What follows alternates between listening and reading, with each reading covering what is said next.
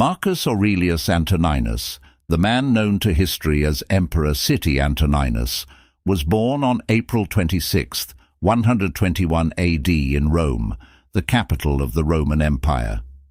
She was born to Praetor Marcus Annius Verus and Domitia Calvilla during the Pax Romana, a time when the empire was mostly peaceful and stable.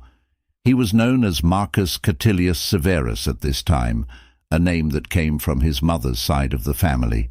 His father was from Spain and was part of the Annius clan. As a noble in Rome's politics, he rose to the rank of praetor. With this title, you could do executive and legal work, but you weren't as high as a consul. Marcus was praetor when he passed away in 124 AD. As he had not yet been made consul, which required a minimum age of 32, he died before he was fully grown. The cause of his death, however, is not known. His mother, Domitia, was from a wealthy noble family with a successful political past. Her father, Calvisius Tullus, had served as president for 2 terms. Domitia went into the building boom of Rome with a lot of money that she got from her mother, who owned a big, successful tile and brickworks on the edges of the city. Following the death of her husband, Domitia never got married again. Following what was common for Roman nobles at the time, Marcus was given to a wet nurse soon after he was born. This was something that the famous historian Tacitus strongly opposed. It's not known for sure, but Marcus's mother had his sister, Annia Cornificia Faustina, a year or 2 after Marcus was born. Marcus's mother and biological grandfather, who was also named Marcus Annius Verus, raised him. They raised him as their own child. Because his grandfather wanted to make things happen, the Emperor Vespasian recognized the Annius clan and made them part of the noble class sometime between 69 and 79 AD. Marcus later wrote about his grandfather in his Meditations. "From my grandfather Verus, I learned decency and a mild temper." Marcus spent his early years living with his parents and grandfather on the Caelian Hill, which is one of Rome's 7 hills and a wealthy area with views of the city to the north. The area was home to grand buildings like the Lateran Palace and the barracks of the Equites Singulares, or Imperial Horse Guards. He was also raised by his maternal great-grandfather, who may have been his step-great-grandfather, Lucius Catilius Severus. Marcus is thought to have had the most touch with him, even though nurses took care of, as well as the processions that went along with them. As Marcus did his job as a priest, he moved up the ranks and became a priest himself. It was during this time that an omen about his future rule is said to have happened. When the other priests threw their crowns on the god's couch, as was the custom, Marcus's crown fell on Mars's forehead, as if he had put it there himself, while the others fell in different places. Marcus would start to learn Latin from Trossius Aper, Pollio, and Eutychius Proculus when he was 11 or 12 years old. He would learn music and math from Andron, and language from the Greek Alexander of Kotyaium. The Emperor Hadrian called him Verissimus, or truest, for his dedication and serious attitude to his studies. Another teacher, Diognetus the painting master, is likely to have been the first person to teach Marcus philosophy. Marcus would later write about him and how he influenced him in his Meditations. Marcus was so affected by this way of thinking that when he was 12 years old, he was eager to embrace the simple life of a philosopher and wore a rough Greek cloak and slept on the floor. However, his mother stopped him, and he reluctantly agreed to sleep on skins. At this early stage, it looks like he was trying to follow the strict Cynic philosophy. Marcus put on the toga virilis, or dress of manhood, when he was 14 years old, most likely during the Liberalia holiday in 136 AD. He then became a man of the empire. As soon as he got the toga virilis, he would put on the plain white toga that men wear and take off the charm that he had worn around his neck since he was a child, and got from his father during the ceremony 9 days after he was born to make him pure. He would now drop the name Catilius Severus and take the name Annius Verus, which is his family name. Taking this step toward manhood made him a full citizen, ready to participate in public life even though he was still in school. Some time after Marcus put on the toga virilis, Hadrian, who was often away from Rome, became interested in him and told Marcus that he wanted him to marry Saeonia Fabia, who was Lucius Saeonius Commodus's daughter. In 136 AD, Saeonius was a consul in office, and it is possible that he was the one who made Marcus an honored prefect of Rome during the Latin holiday. Albano was the site of this festival, which was outside of Rome. Because consuls had to be in the city to do their official work, Marcus was made governor to take over these tasks so the consul could be away for the festival. Marcus was very polite and civil when he was with judges and at Hadrian's dinners, even though he was old. Marcus would meet Apollonius of Chalcedon, who used to teach Saeonius and was a famous Stoic philosopher at the time, through his new link with Saeonius. This is also around the time that Marcus's sister married Umidius Quadratus. Marcus's mother asked him to let his sister take a part of the inheritance his father had left him, and Marcus not only agreed, but he also said he was happy for her to take the entire inheritance and also get the full share of her mother's estate so that Annia wouldn't be poorer than her husband. Marcus, whose mother had clearly kept him from being greedy, said he was happy with his grandfather's wealth while he was still alive. Hadrian suffered a hemorrhage and almost died in the last few months of 136 AD, which brought the issue of empire success to the forefront. Hadrian didn't have any children, so he had to pick someone to take his place as emperor. He made up his mind and officially took Caionius in as his own, giving him the name Aelius Caesar. Many people thought this was an odd choice, and because Hadrian had a history with Antinous, he may have done it because he liked the man rather than because he was good. Avidius Nigrinus, on the other hand, was put to death by Hadrian in 118 AD for what seemed to be his part in a plot to kill the new emperor.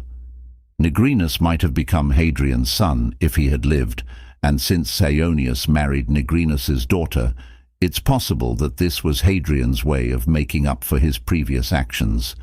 But it seems more likely that Hadrian picked Saeonius because of his background and ties. Marcus's well-known family also helped him. The problem was solved, but not without killing. Hadrian told the other people who were trying to be his son to kill themselves. They were Servianus, Hadrian's brother-in-law who was 90 years old, and Pedanius Fuscus Salinator, Hadrian's grandson. While Servianus did what was asked of him, he later said in public that he was innocent and cursed Hadrian, saying, "May he long for death but be unable to die," before he killed himself. Saeonius' success was not to be, however. Hadrian decided that Saeonius should go on a tour of military service because the council didn't like this choice and because he had made a bad impression from the start. Saeonius was sent to Carnuntum, which is near the Danube, with proconsular power over the Pannonian provinces, to calm down the groups that were fighting with each other and win them back over to Rome.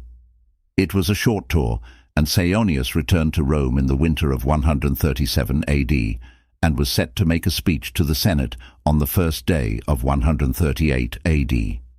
However, not long after returning home, he fell ill and passed away later that same day, on January 1st, 138 AD, most likely from tuberculosis. It was time to talk about succession again, but this time Servianus's curse seemed to have come true. Hadrian was sick with dropsy and had to deal with the same problem again that had been solved 2 years before. He called a meeting of the Concilium on his 62nd birthday, January 24th, to settle the question of succession.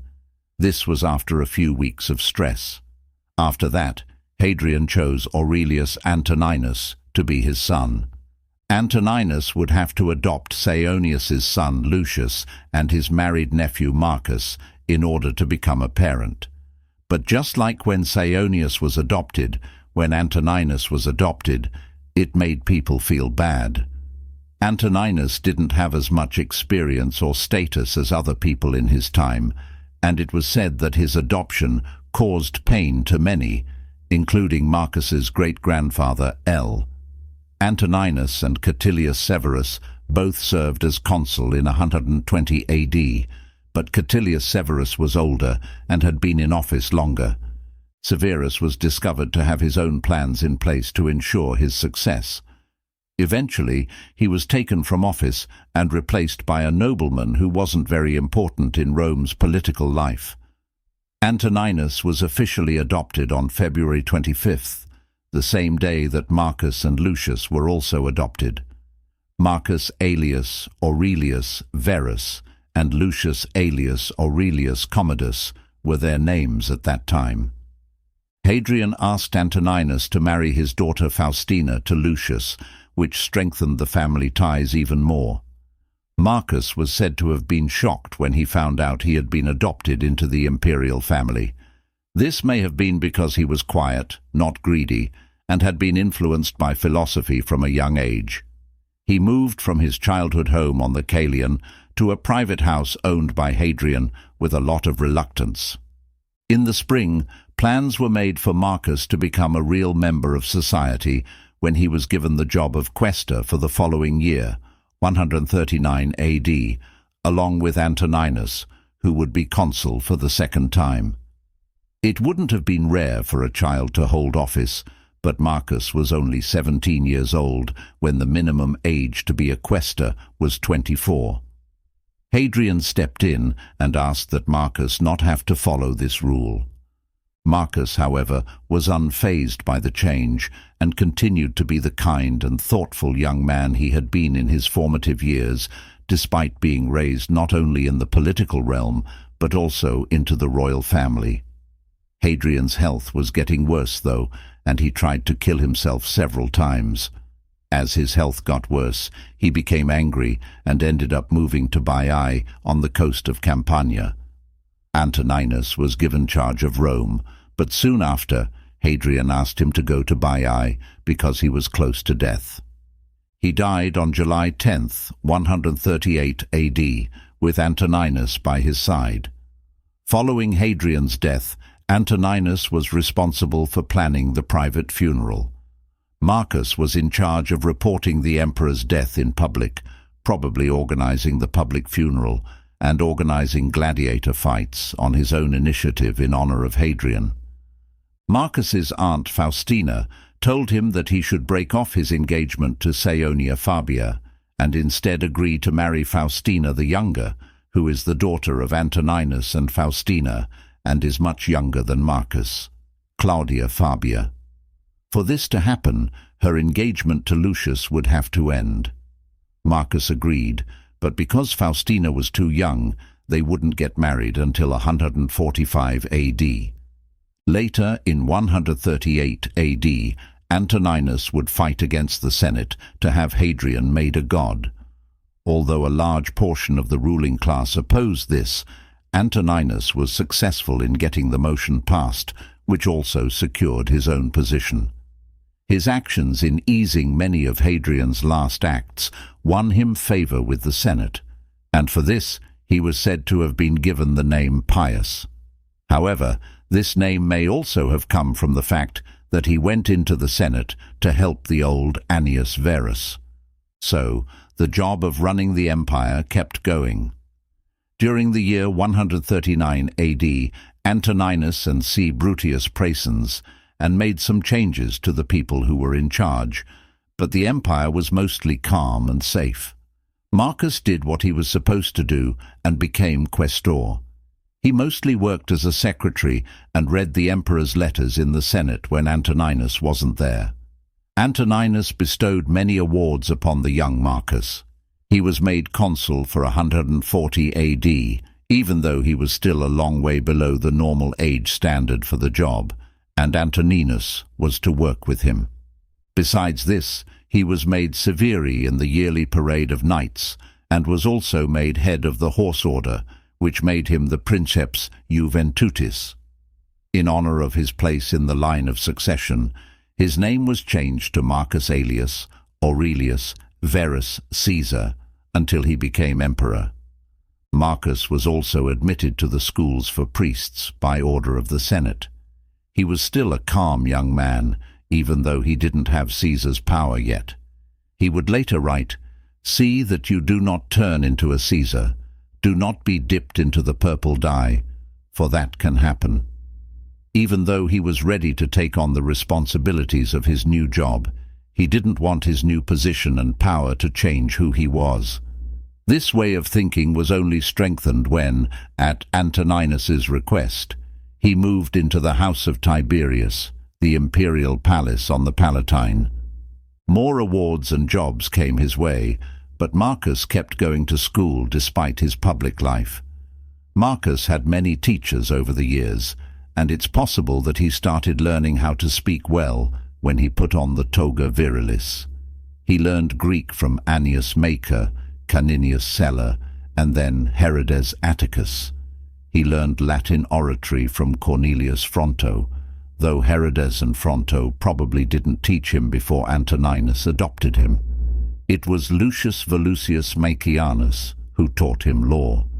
His older teacher, the Stoic Apollonius, returned to Rome at Antoninus's request to teach Marcus once more. Philosophy was included in his schooling. When called to the palace, he replied, "The teacher shouldn't come to the student should go to the teacher." As a result, Marcus would learn at Apollonius's house in Rome, though it's not clear how much of this was connected to philosophy at the time and how much to public speaking. In a set of letters between Marcus and one of his most famous teachers, the famous lawyer Fronto, he writes as a young man who is eager to learn and thankful for his tutor's help and sometimes criticism, which Marcus gladly took and was determined to learn from. He shows anxiety about writing his thank you speech to the Senate in one letter, but he also frequently showed his love for his teacher and felt bad that he had hurt Fronto by going to Centum Celli from Rome, where Marcus stayed for a while.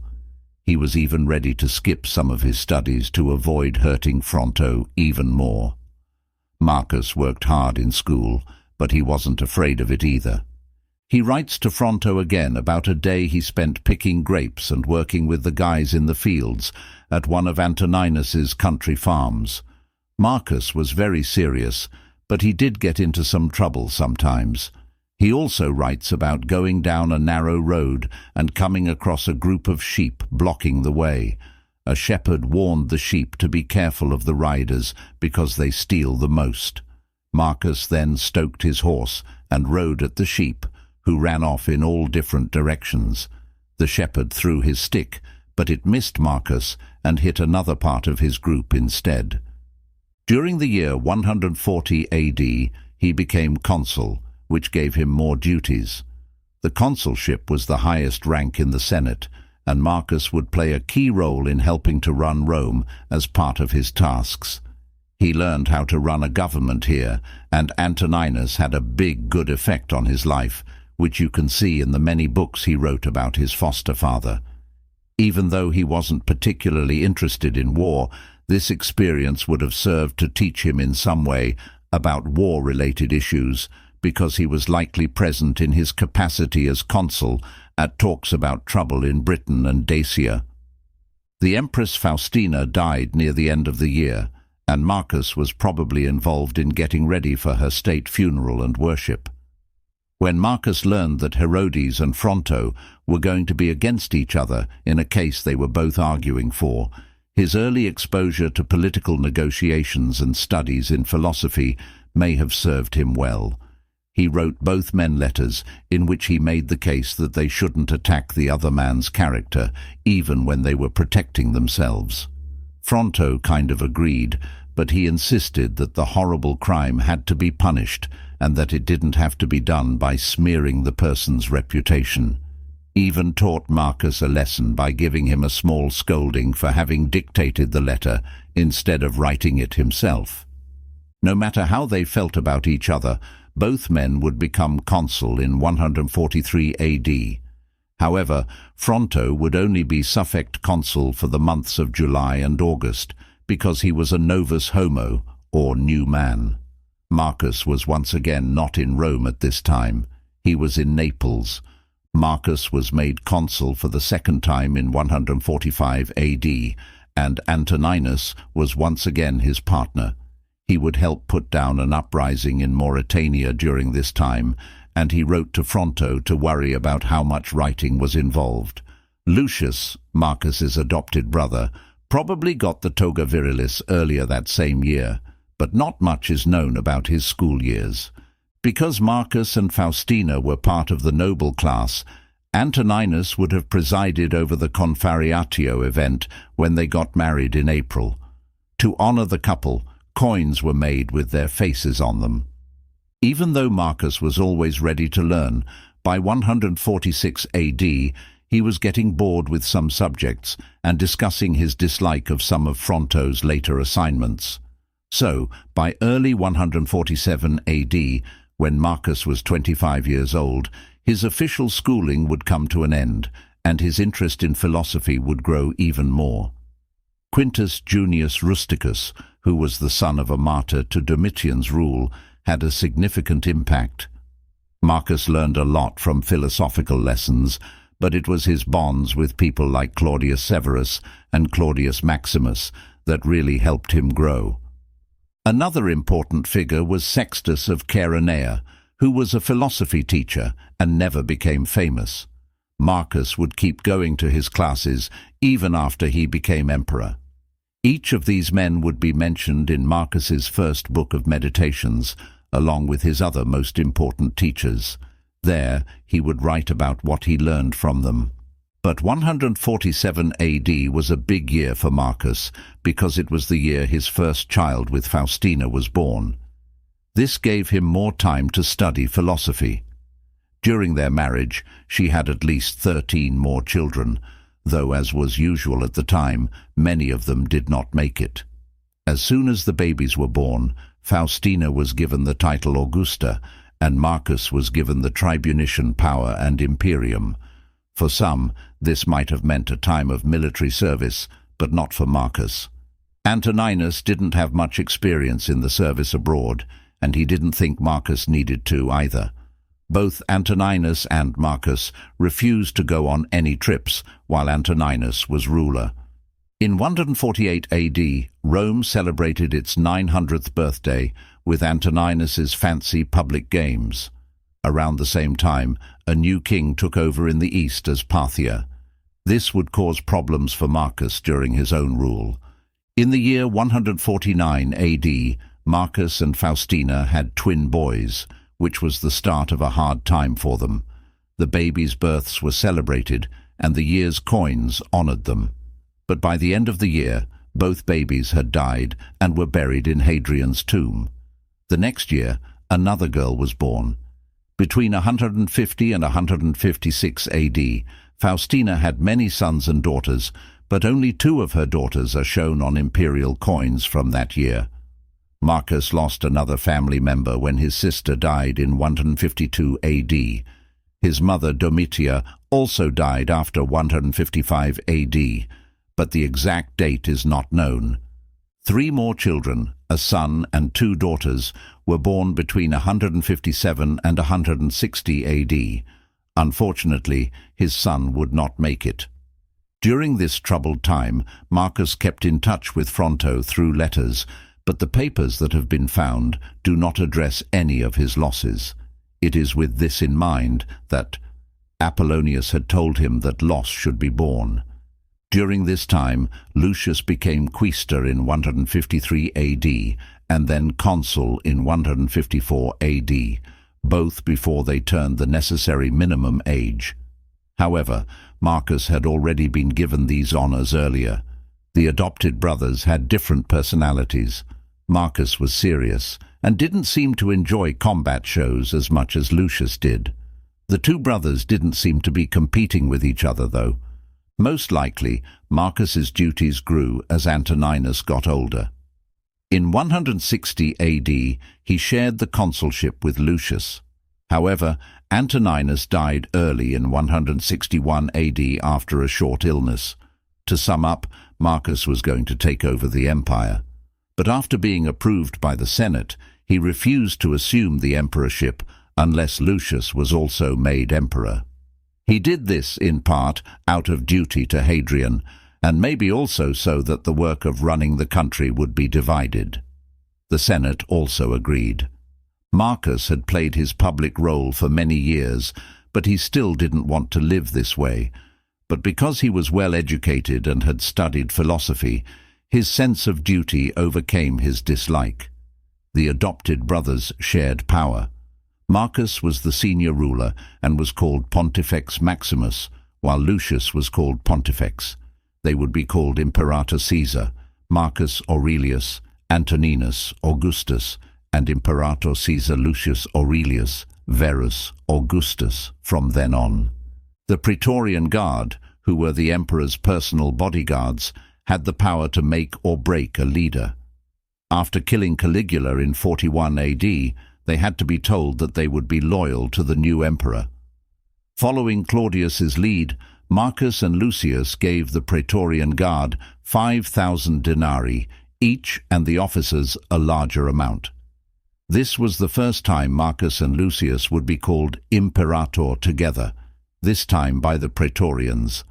The troops would cheer for Marcus as Imperator 10 times during his rule, each time for a different victory. There was no resistance from the Senate to making plans for Antoninus's funeral and worship, and his ashes were buried in the tomb of Hadrian. After the process of deification, Marcus told Lucius that his daughter Lucilla was going to marry him, even though she was too young to get married yet. In late August, Faustina had another set of twins. Their names were Antoninus and Commodus. But the trouble-free first few months of their rule were not to last. In the latter part of the year, the Tiber River flooded badly, damaging buildings, drowning a large portion of the city, causing famine, and causing a major malaria outbreak in the city. People in famine-stricken areas were able to get food from the city and money from the treasury, but an earthquake in Cyzicus made the empire finances even worse. The Tiber had a history of floods, but no real steps were taken to protect the city over the years, even though there were talks about it. Marcus did try to fix this, but the problem was never fully fixed. The eastern edges of the empire were now in danger because of these mishaps. When Antoninus's son Vologases IV became king, he struck Armenia, which was under the protection of the empire. He got rid of the ruler and put someone from the Parthian royal family in his place.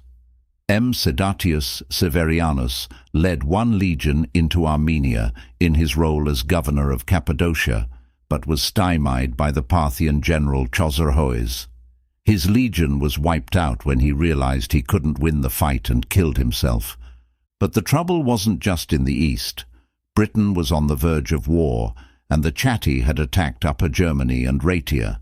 Marcus and Lucius had no military experience to base their future choices in matters of war on, an area of their education that was severely missing due to decision. Marcus changed the current ab epistolus with T because he knew he needed people who knew what they were talking about. A man named Varius Clemens had a long and interesting career in the military. Statius Priscus replaced the dead Severianus, who was in turn replaced in Britain by Sextus Calpurnius Agricola, and Fronto's son-in-law, Aufidius Victorinus, was sent to Upper Germany as governor. The remaking of key posts continued. Some groups, including 3 full legions, were sent from the northern borders to help the people in the east, but the Parthians' invasion of Syria led to even more loss for Rome. Sometime between late 161 and early 162 AD, a decision was made to send Lucius to war. He was picked ostensibly because of his physical strength, which would make him better suited to military work, but it could also have been done to build and change him. Marcus would stay in Rome because he still had to run the empire. Lucius was not to go by himself, though. He was to take some praetorians and with him. A man named Pontius Laelianus Larcius Sabinus was made comes Augustorum, which means king's friend. He had a successful military career. Marcus knew he could count on him for useful advice in the eastern area because of his years of experience. Marcus would also send his first cousin, Annius Libo, who would become governor of Syria and keep an eye on Lucius's actions. Marcus travelled with Lucius for part of the journey when he left later in 162 AD, but when Lucius got sick, Marcus rushed to his side. People thought Lucius had a small stroke, but he got better and kept going on his journey. He finally reached Antioch, the capital of Syria. In the meantime, Statius Priscus came to take leadership and had some success in Syria and in the capture of Artaxata, the capital of Armenia, in 163 AD. But he isn't mentioned in government records for a while after this, so no one knows what happened to him. Marcus kept writing to Fronto even though the war was hard on him. In one of his answers, Fronto comforted Marcus that the war could turn out well for them, just like it had many times before. On the other hand, Lucius seemed to be enjoying his experience. He didn't take part in the battle, and he spent most of his time doing fun things at places outside of Antioch. He did not seem to be changing as hoped. Instead, he seemed to be enjoying his time away from Rome, even taking a lover. However, he would take the initiative in educating troops in Antioch who had become complacent after years of peace, and by taking his job seriously, he eventually became a part of camp life.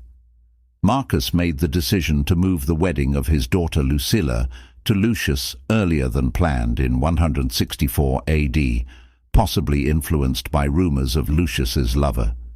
By Roman standards, Lucilla was old enough to get married, even though she was only 14. Marcus took her to Brundisium, where she got on a ship with Vetulenus Civica Barbarus, Lucius's uncle on his dad's side, and they left for Ephesus. In the months that had passed, Libo had died, and Barbarus's presence may have been meant to control Lucius's temper.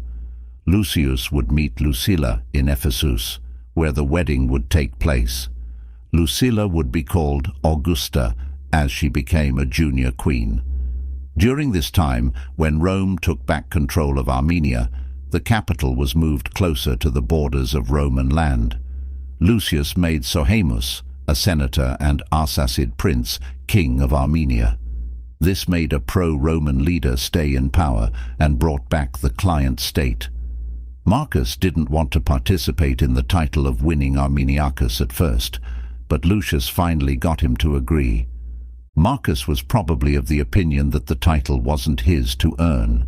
Rather, it belonged to those who had played a part in the win, given his thoughtful nature and the fact that he didn't fight in the Armenian War. But Marcus didn't do nothing in Rome while everyone else was fighting, and his background in law would now help him. Evidence of his legislative changes, particularly in the areas of manumission of slaves, appointment of guardians for orphans and children, and selection of council members for the provinces, is still present. It was because of his work that public registries were set up. These were run by the prefects of the treasury of Saturn and kept track of the names of all freeborn children born in Rome and the provinces. If anyone ever questioned whether or not a person was born free, these records would show that they were. He increased the number of court days where cases could be heard and decided to 230. He showed a lot of respect for the Senate by giving them the power to judge in probes, even when he was the one who should have been doing it. He also tried to be fair in every case. He showed respect for the Senate by giving them more awards and benefits. Many of his predecessors had ignored them and relied more on their military might to maintain their power. In 165 AD, the war with the Parthians continued, and they kept pushing into Osroene.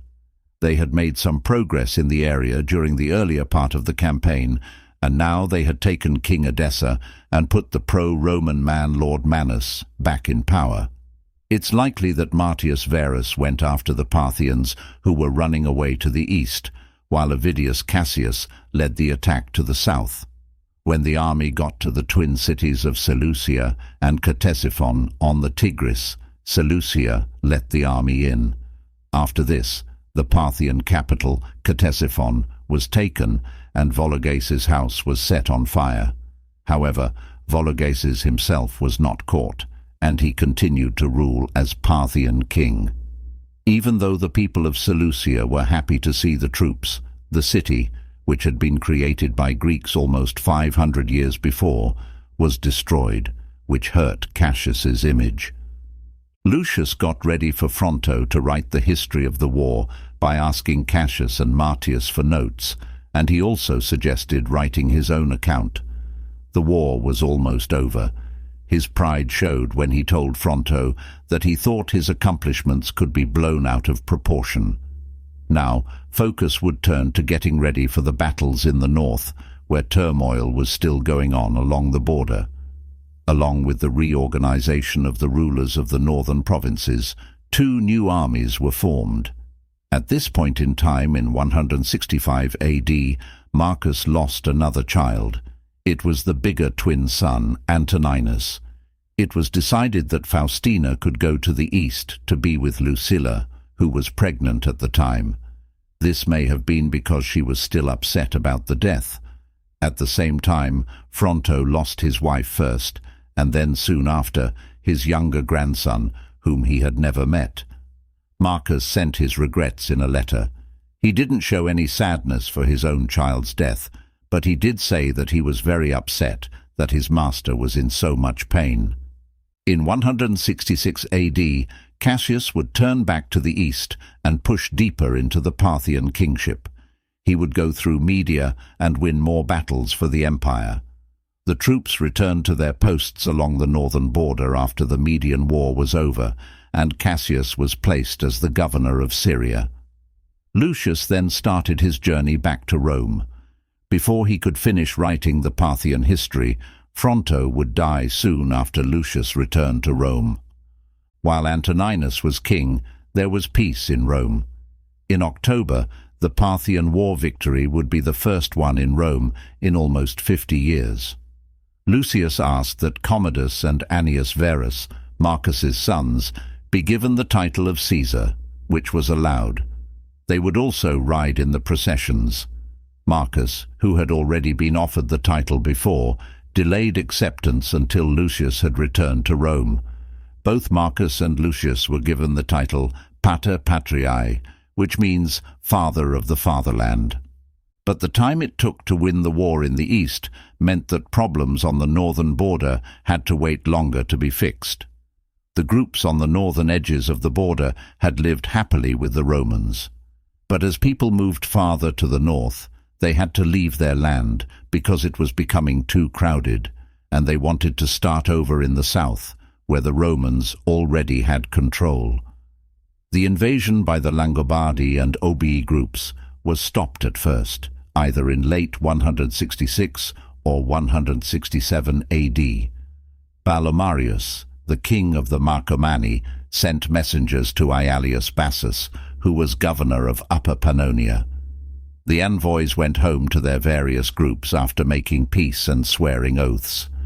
Marcus intended to go to the northern borders, but he was unable to do so because a plague that had been spread by troops coming from Mesopotamia after the Parthian War had spread throughout the empire.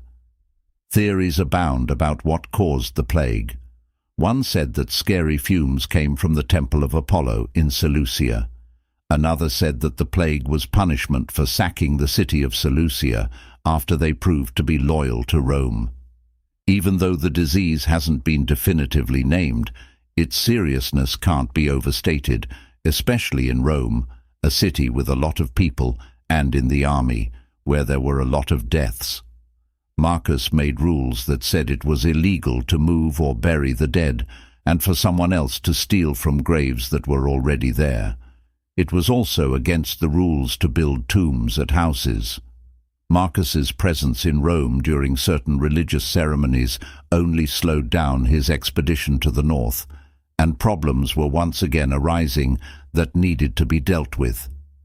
A lot of different priests were called to the city to perform foreign religious rites and clean up the city to calm down public anxiety. However, Lucius, who was consul for the third time in 167 AD, spent most of his time doing things that made him happy. He had many feasts at his house on the Via Claudia, and he asked Marcus to come. He brought players from Syria to the feasts. As usual, Marcus, being a good brother, agreed. To set a good example for Lucius, he spent his time there doing work for the court. But the plague made people dislike Christians. Many thought it was a punishment from the gods, and people who were thought to be Christians were arrested, tried, and killed. Marcus didn't write much about the Christians, but in one passage of his Meditations, he says that they accept their deaths not because they want to, but because they were trained to die. This goes against Marcus's own philosophical and Roman ideas about death. During Marcus's rule, this wasn't the first time it looked like Christians were being persecuted. In 165 AD, when Justin was being tried for what the Cynic Crescens said he did, his friend Rusticus was in charge of the case. 5 other people, including Justin, voluntarily admitted to being Christians.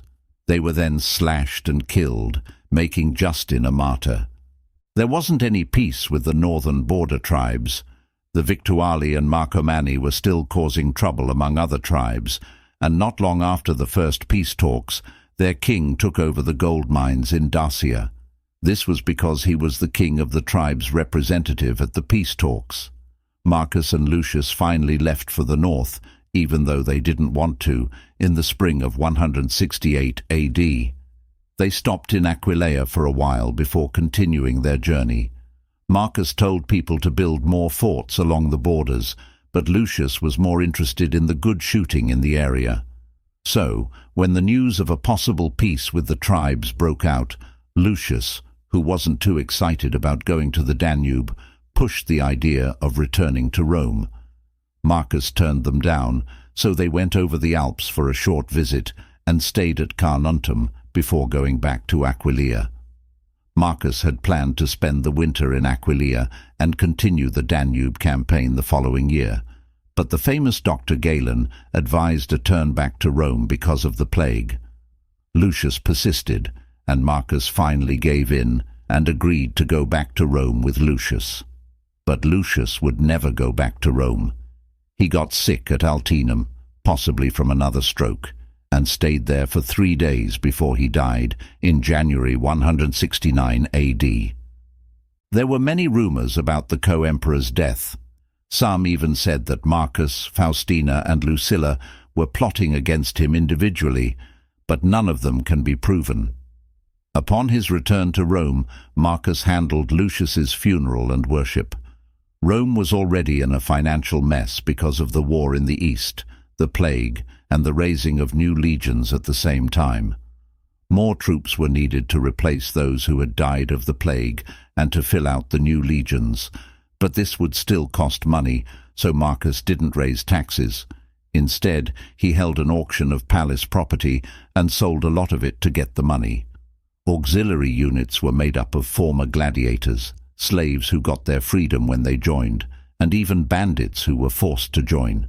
Mercenaries from within the Germanic tribes were also hired, which helped with the cost of recruiting and equipping new troops. All of this wasn't enough, though, so the decision was made to lower the value of the coins, which is something that often happens when money is tight.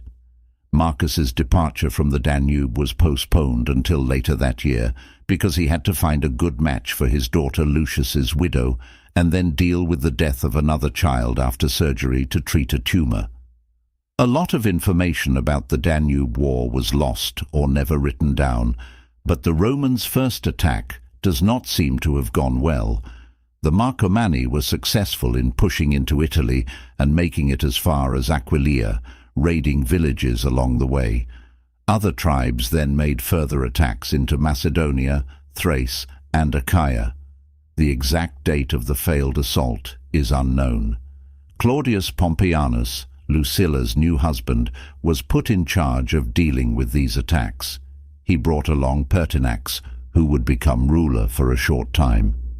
The Germanic tribes were pushed out of Italy, and the northern regions they attacked one by one. Eventually, at the end of the fighting season in 171 AD, the army caught the Marcomanni at a river crossing on the Danube, trapping them with a lot of spoils. Rebel Moors also attacked Baetica on the Iberian Peninsula at the same time. Aufidius Victorinus was sent by Marcus to deal with this invasion. He was the governor of both the Baetica and Tarraconensis at the same time.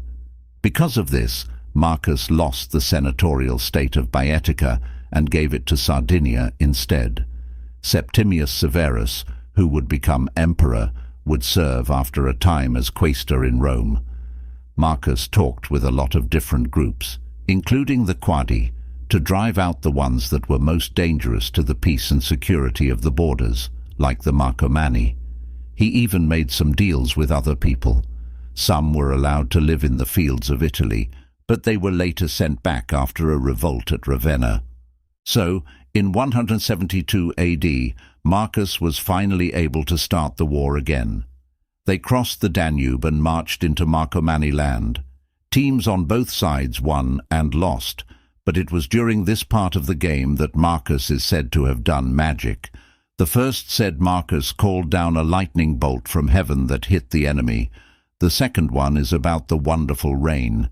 Dealing with the Quadi, who had broken the peace terms by hiding Marcomanni while he was on the run, they circled the Romans from all sides in hot weather, blocking their access to water sources and waiting for them to get tired before sending more people to overwhelm them.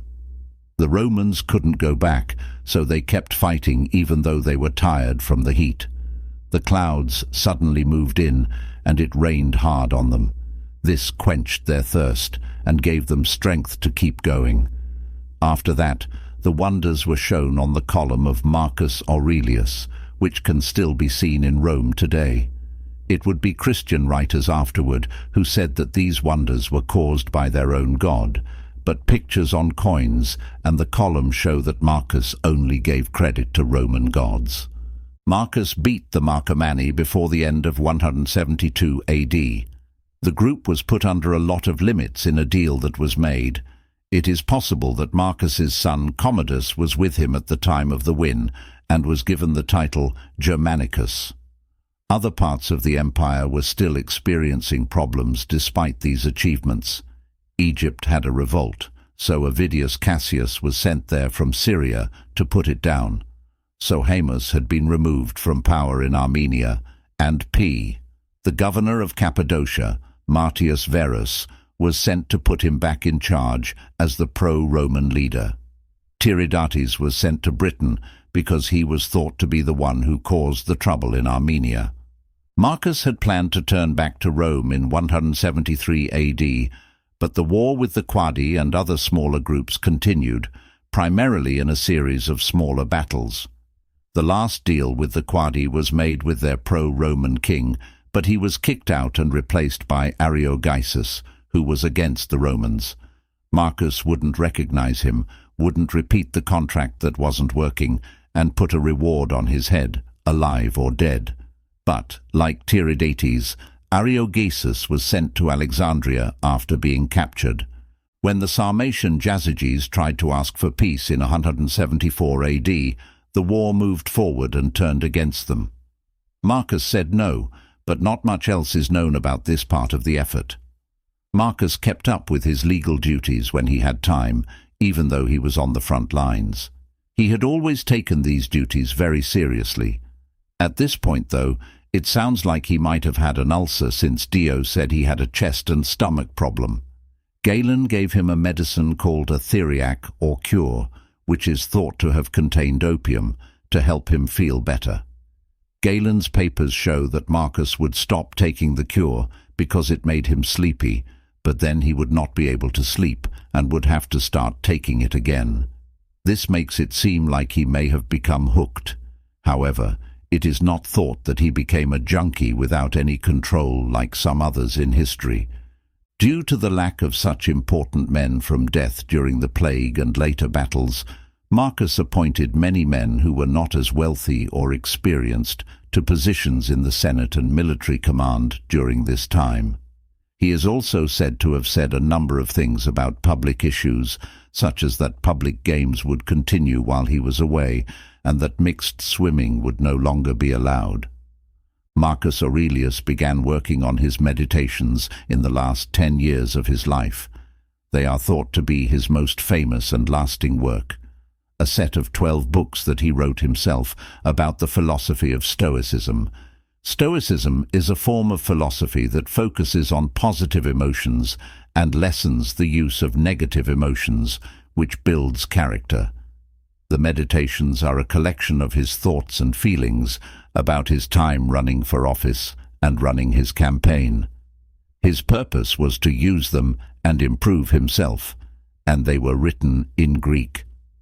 Marcus set goals for himself that, by today's standards, seem impossible to reach. He also wrote about how pointless, cruel, and short-lived everyday life and other people were while still doing his job. Some people think that the images and ideas in his meditations might have been caused by the medicine he took to treat an ulcer, but there is no proof of this. Some people think that his meditations are one of the best books ever written, even though they were based on the ideas of Stoicism and weren't really new intellectual works. Questioning and analyzing oneself, following morals, and staying focused even when there are distractions are some themes that come up in the meditations. Being able to live in harmony with the logos, or order in the world, and seeing both success and failure as neither good nor bad in and of themselves is another theme.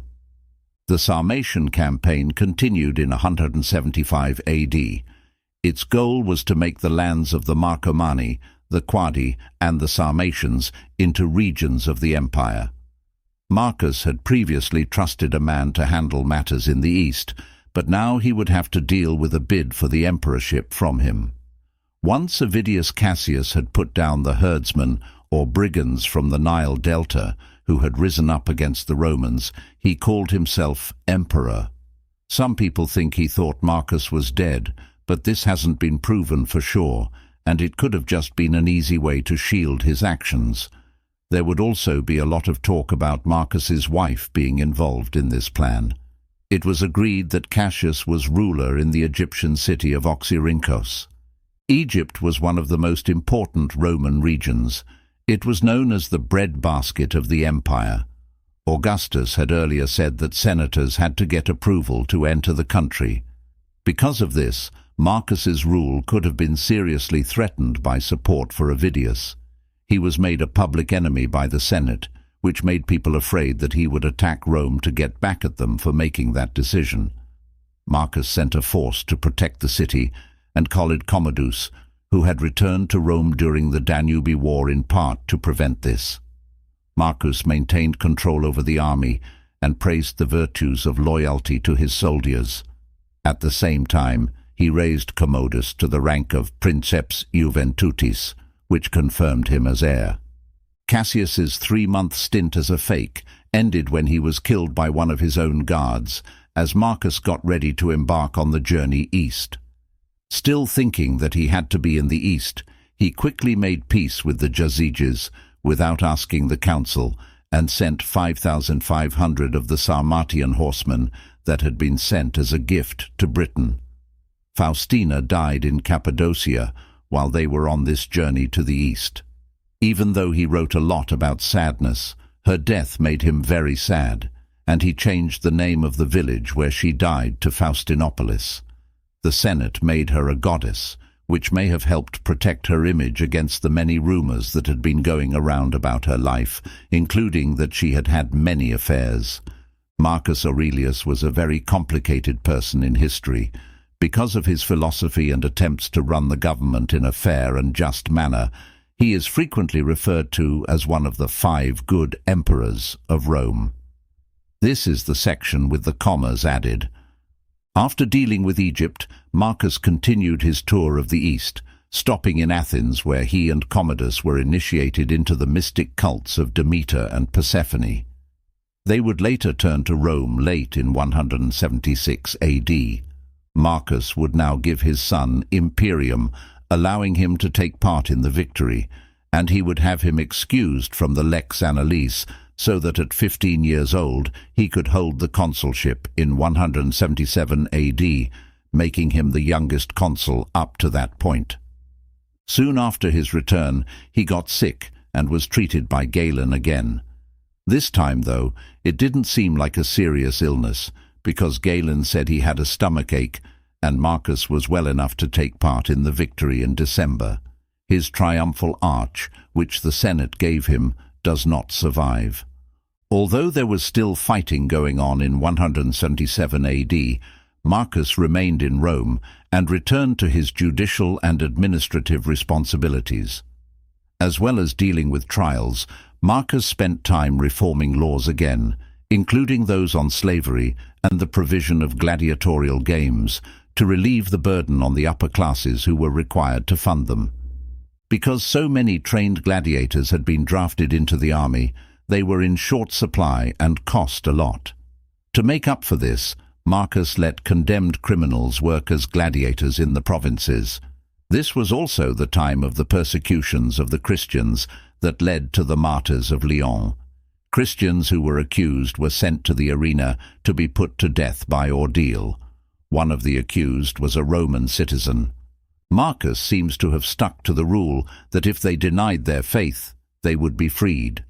If they didn't, being a Christian was a capital crime, so those who refused were to be beheaded. The Christians who died weren't buried because it was an important part of their faith, so they were later burned. Some people think that Marcus may have been manipulated into this persecution, but this can't be proven for sure.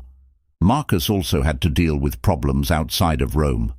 The Moors, who had been pushed back before, had again invaded Iberia. Also, as earlier in his reign, there was another natural disaster. This time, an earthquake destroyed Smyrna.